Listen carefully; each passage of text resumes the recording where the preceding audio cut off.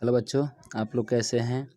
और आज जो है से हमने क्या है 10th क्लास के फिजिक्स चैप्टर 1 और चैप्टर 2 से लेकर कुछ ऑब्जेक्टिव क्वेश्चन आए हैं जो 2022 एग्ज़ाम के लिए बहुत ही वीवीआई क्वेश्चन है।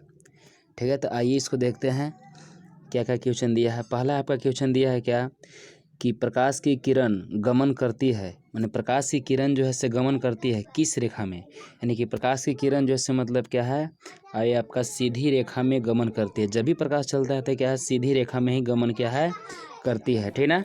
अगला क्वेश्चन दिया है क्या प्रकाश का वेग न्यूनतम होता है। प्रकाश का वेग जो है क्या है, न्यूनतम होता है। तो सबसे मतलब क्या है, प्रकाश का वेग किस में कम चलता है।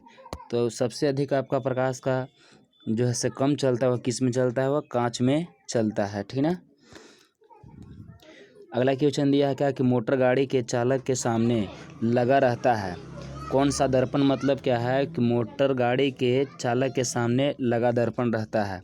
तब का राइट आंसर क्या हो जाएगा, उत्तल दर्पण जो है से क्या है लगा हुआ था साइड मिरर में, जो मतलब क्या है पीछे से आने वाले वाहनों को क्या है ड्राइवर पूर्ण रूप से देख सके।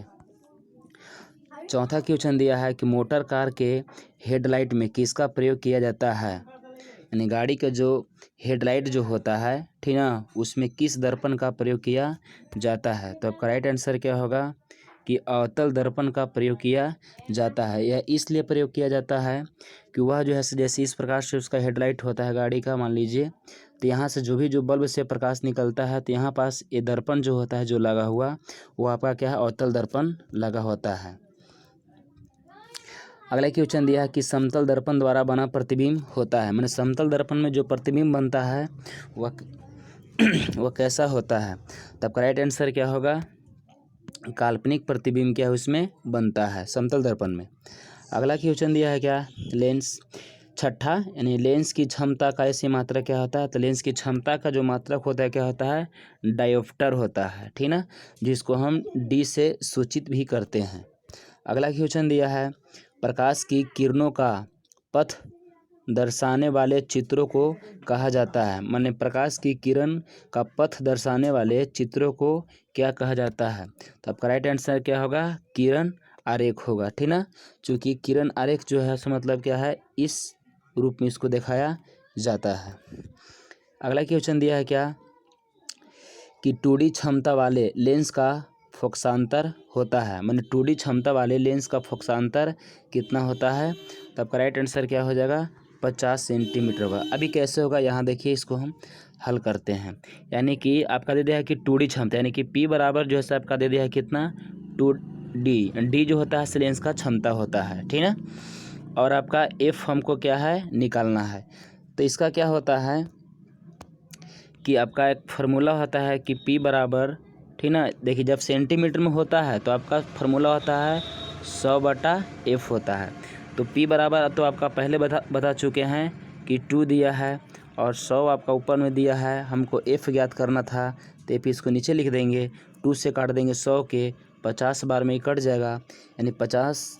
तो F बराबर आपका प्रूफ हो गया कितना, 50 सेंटीमीटर आ गया। ठीक ना, तो आपका राइट आंसर क्या हो जाएगा, डी।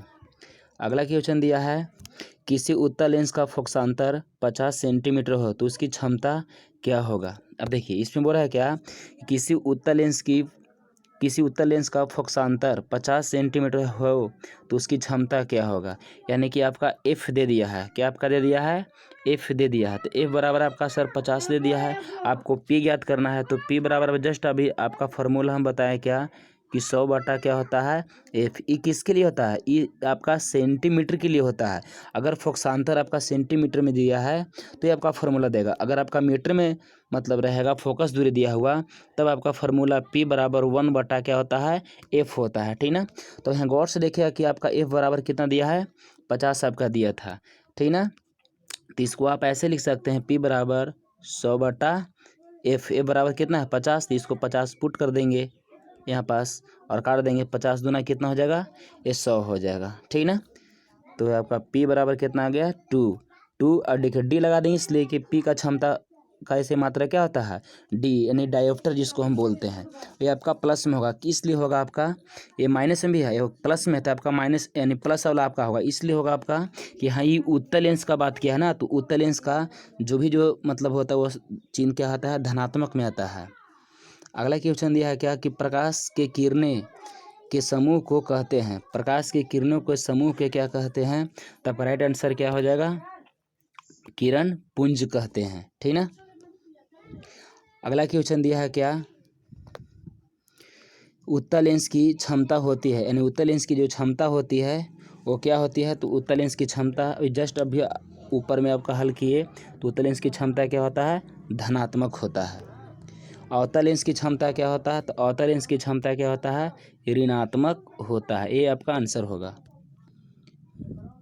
उत्तल लेंस को कहते हैं, तो उत्तल लेंस को कौन सा लेंस कहते हैं, तो उत्तल लेंस को आप क्या है, अभिसारी लेंस कहते हैं। आपका राइट आंसर होगा ए।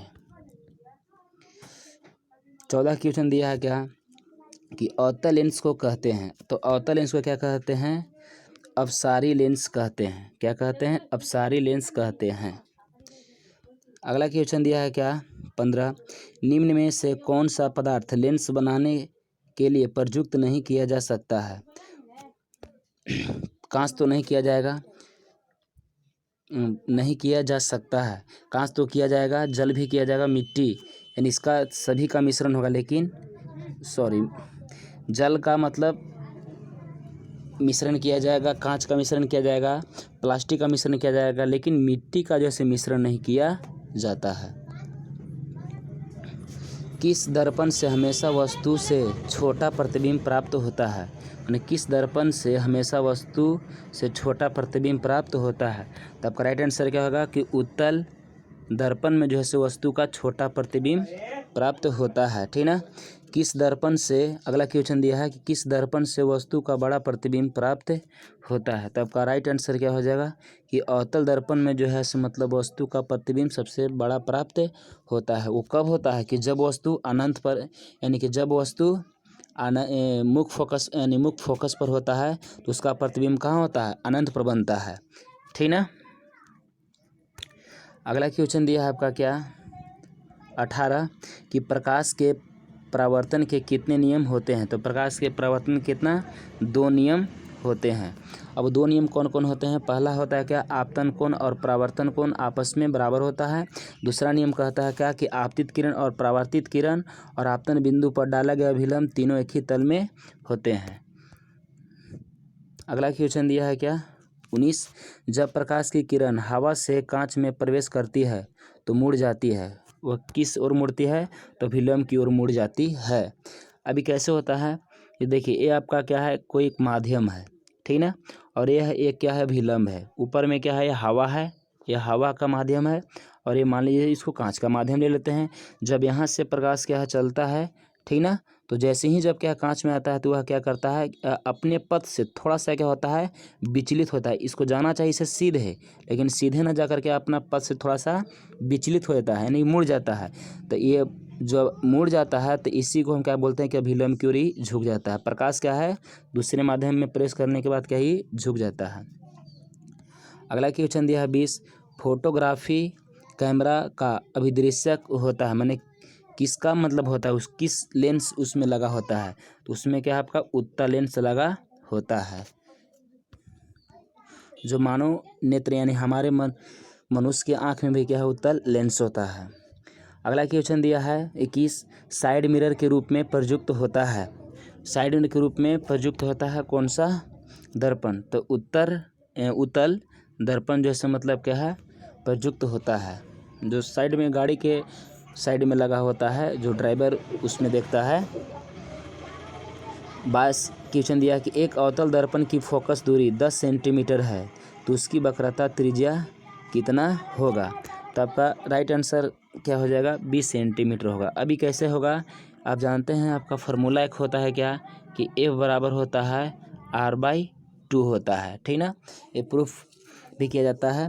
और प्लस में देखिए इसमें आपका दे दिया है क्या कि फोकस दूरी 10 सेंटीमीटर दे दिया है। जब फोकस सेंटीमीटर जब आपका दे दिया है 10 सेंटीमीटर, तो R/2 हो जाएगा, और 2 से गुना कर देंगे 10 में तो कितना हो जाएगा 20, बराबर आर, यानी आर बराबर कितना हो जाएगा 20 सेंटीमीटर हो जाएगा। यही आपका पूछ रहा था कोची वक्रता त्रिज्या कितना होगा, तो 20 सेंटीमीटर हो जाएगा। अगला क्वेश्चन दिया है कि निर्गत किरण एवं अभिलंब के बीच के कोण को क्या कहते हैं, तो आपका राइट आंसर क्या हो जाएगा परावर्तन कोण कहते हैं। अगला क्वेश्चन दिया है कि सरल सूक्ष्मदर्शी में किसका उपयोग होता है, तो आपका राइट आंसर क्या हो जाएगा उत्तल लेंस का प्रयोग किया जाता है। इसलिए क्या कहता है कि छोटे अक्षर जो लिखा हुआ होता है उसको मतलब क्या है सामने रखने पर जो है सो उसका प्रतिबिंब क्या है बड़ा बड़ा साइज में क्या है दिखाई पड़ता है, तो इसलिए सरल सूक्ष्मदर्शी में उसका प्रयोग उत्तल लेंस का किया जाता है। अगला क्वेश्चन दिया है कि किस लेंस के द्वारा सिर्फ काल्पनिक प्रतिबिंब बनता है, काल्पनिक प्रतिबिंब तनता है लेकिन इसके पास होना चाहिए बनता है, ठीक ना। तो आपका राइट आंसर क्या हो जाएगा कि अवतल दर्पण में जो अवतल लेंस में जैसे मतलब क्या है काल्पनिक प्रतिबिंब बनता है, ठीक ना। अगला क्वेश्चन क्या दिया है 26 परावर्तन के नियम से निर्धारित होता है, मैंने परावर्तन के नियम का कौन इसमें सही सटीक है, तो आपका क्या है इसमें आपतन कोण और क्या है परावर्तन कोण जो है मतलब क्या परावर्तन के नियम को निर्धारित करता है। कैसे, अब यहाँ देखिए ये आपका कोई दर्पण है मान लीजिए, ठीक है समतल दर्पण है, और ये हो गया आपतित किरण, और ये हो गया कुछ परावर्तित किरण, और ये हो गया क्या अभिलंब। इसको क्या बोलते हैं आपतन कोण, इसको क्या बोलते हैं परावर्तन कोण। आपतन कोण को आई से करते हैं, परावर्तन कोण को आर से सूचित करते हैं। तो आपतन कोण बराबर होता है क्या परावर्तन कोण होता है, तो इसलिए इसको हम लिख सकते हैं कोण आई बराबर क्या होता है कोण आर होता है, ठीक ना। अगला क्वेश्चन दिया है कि काल्पनिक प्रतिबिंब होता है, तो काल्पनिक प्रतिबिंब होता है कैसा, तो काल्पनिक प्रतिबिंब क्या होता है सीधा होता है। अगला क्वेश्चन दिया है कि लेंस में मुख्य फोकस की संख्या कितनी होती है, तो लेंस में मुख्य फोकस की संख्या कितनी होती है 2 होती है, ठीक ना, उत्तल हो या तो अवतल हो। सर्च लाइट का परावर्तक सतह होता है, सर्च लाइट में जो परावर्तक सतह होता है वो क्या होता है अवतल दर्पण होता है, ठीक ना। 30 दिया है कि दाढ़ी बनाने में कौन सा दर्पण का प्रयुक्त किया जाता है, तो अवतल दर्पण का प्रयुक्त किया जाता है, ठीक ना। अगर वीडियो अच्छा अगर लगे तो लाइक करें और शेयर करें, धन्यवाद।